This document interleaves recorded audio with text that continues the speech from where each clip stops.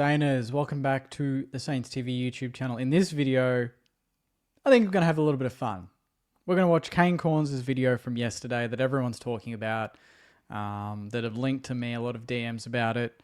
And I feel like watching it in full with you guys, we can enjoy it, commentate through it, maybe answer a few of his questions because he seems a little bit confused about things, and see where we go. So hopefully you enjoy it. All right, there he is. There's the big dog on every AFL show. Let's go.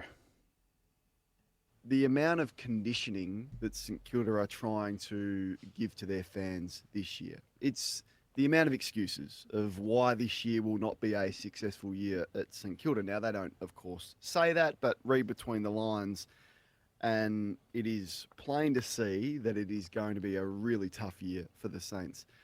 All right, so there's there. That's quite the intro. It's plain to see. Oh, you know what I love straight off the bat? People are going to think that he's rent-free in mine, but St Kilda is so rent-free in Kane Cornes' head at the moment. It's ridiculous. Like, it's so fun to watch. Read between the lines. It's plain to see. I feel like if it was plain to see, Kane, you probably don't need to read between the lines. But let's hear the facts. Let's hear the facts on what he's got to say. Just in this one piece, and there was multiple spin-off pieces to this chat with Ross Lyon, but just in the main one, how many times do you reckon there was a reference to the side being young? There was 8. There was 8 references. 8, Kane. 8 times. All right. That's bottom 4. That's bottom 4. The coach said we're young 8 times. That's shocking.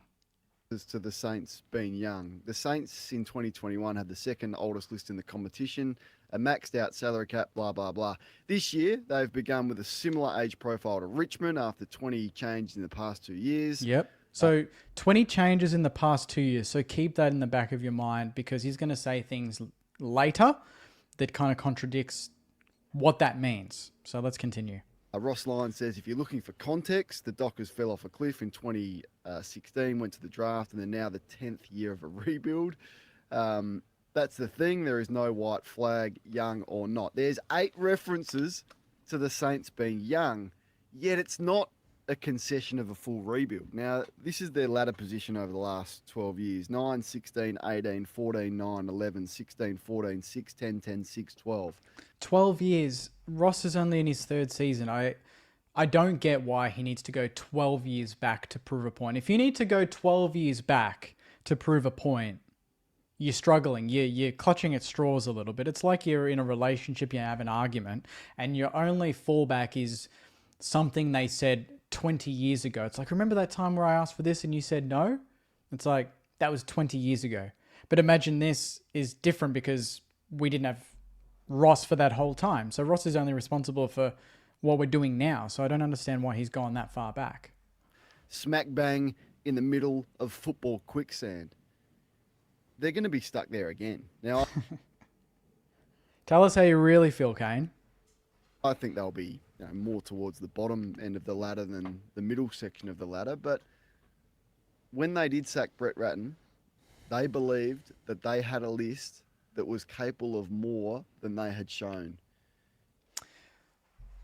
Yes and no. We sacked Ratton because they thought at the time that the list was capable of more, but they realized it needed serious work and Ratton wasn't the man to do it.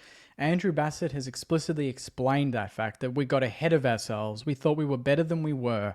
So we needed to humble ourselves and completely reshape the entire organization from top to bottom, including list, the board, the coaching staff, everything. And that's what we're doing. Hence the 20 changes in 2 years. Yet, essentially, they're saying to us, by the conditioning and the references to youth, which you're going to hear, and be onto it, everyone be onto it, how many times the Saints reference that they are young this year. So where are they at? But they're the facts, aren't they? Well, Kingy. Here we go. They are young. Go. I went down and had a look at them training. The first thing I put was, wow, it's sort of jarring when you see them out there. Gee, they're all skinny and young. Like there's a long while between this period now between when they're absolutely shaping. So can I ask you why they're offering 17 million for Finn Callahan? Can I ask you why they're offering 1.7 for Tom De Koning? Because we have money, because they're free agents, because they are well, one, Finn Callaghan will be a superstar. I love people that think we're off, like, he says 17 mil. We're not offering 17 mil. We're offering 1.5 over 10 plus years. By the way, it said 10 plus years. We don't know what that end number was. We're pinching it out of thin air because of Tom Morris. But at the end of the day, you were trying to get Finn Callaghan, not for what he is now, but for what he will become, which will be a star of the competition in the midfield. And what does St Kilda need the most, Kane? We need A-grade talent in the middle of the ground. There you go. There's your answer. Moving on. If they're going to tell us how young they are, then do it properly. 20 changes in 2 years and hitting the draft and getting about 12 or 13 youngsters in the last 2 to 3 years. Isn't that doing it properly? I mean, I don't know what the rule book says, but I feel like we couldn't be doing much more. Actually, but aren't they doing it properly though? Oh, you look Kingy, at mate. their draft picks the last few years. Closet Sainer. Absolutely. Now he's on board. I think they've got, in the main, they've been good selections.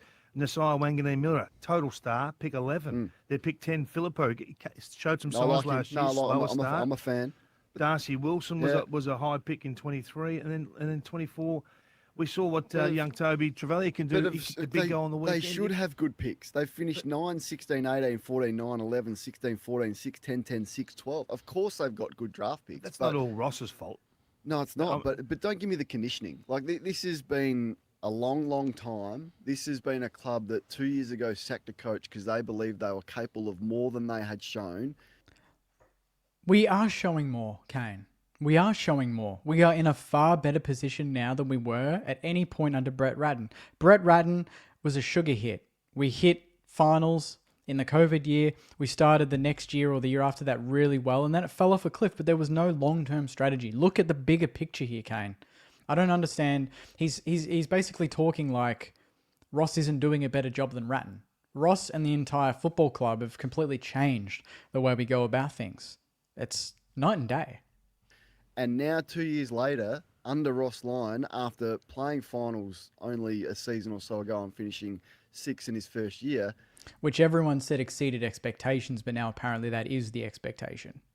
They're now telling us they're young again, and I don't know whether We're also not. I mean, the club's not just telling everyone that we're young. It's just like what David King just said. Those are the facts. We are the 4th youngest team in the competition now. Doesn't that link directly to what a rebuild and a sort of a reshaping is? We're building towards the future now. It's not just about now. It's about the next 5-10 years. I think Ross and Bassett and David Misson have been really explicit on that end. I don't think they know where they are at.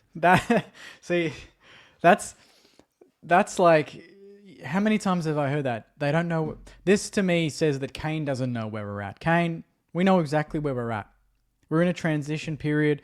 We're here to build the next core that will take us to the promised land. And it's not just going to be Jack Steele and Sinclair, because by the time we make a grand final, they might be all 30, 31 plus, all right?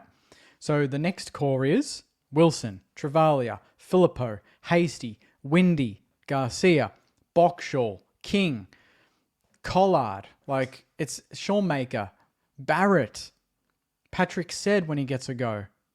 Tyru, like the Flying Viking, that is the core. And we want them all to become stars in their own right, but they need to be playing together and growing together. And that's why we've fast-tracked that and changed, churned 20 plus players in the last 2 to 3 seasons, is because the quicker you do it, the quicker they get to play with each other. And as Ross and the club have always said, we want them to grow together because inevitably they're going to be the core.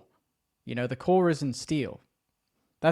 He's the captain, that's fair enough, but we're building towards something new. And I don't understand how hard it is for him to sort of process that. And then on top of that, you need to be going for any gun you can. And if you've got money, you top up, you draft, you hit free agency, you develop. You draft, you hit free agency, you develop. And you just continue that cycle. I mean, it's a clear blueprint, to me at least. I don't know about you guys watching, but to me it seems pretty clear. What's 1.7 a year for Finn Callaghan or 1.7 a year for De Koning? Like, what are they doing? We're trying to get players that can make us better, Kane. I mean, that's pretty much where that ends.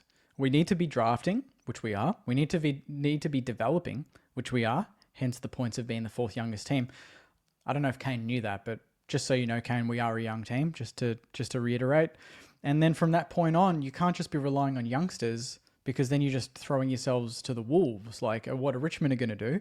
You need some senior players, but you also need some A-grade talent. And that's something that the wider AFL community, along with Kane, has continually said we don't have. So go and get them. And that's exactly what we're doing. But also on the flip side, we're going to be crucified for that. So you're damned if you do, and you're damned if you don't. Kane Cornes, if you ever want to know where the club's at, just hit me up, mate. I'm happy to have a chat anytime. Anyway, Sainers, thank you very much for watching. Put your thoughts in the comments. I'm loving the fact that everyone hates us, especially Kane Cornes. Hopefully one day soon he's willing to come on the channel and, get educated on what St Kilda's all about and where we're at, because it seems like he's a little bit confused. So take care, Sainers. Enjoy the rest of your day. This was a bit of fun. And I'll see you in the next one. Take care. And as always, go you mighty Sainers. See you guys.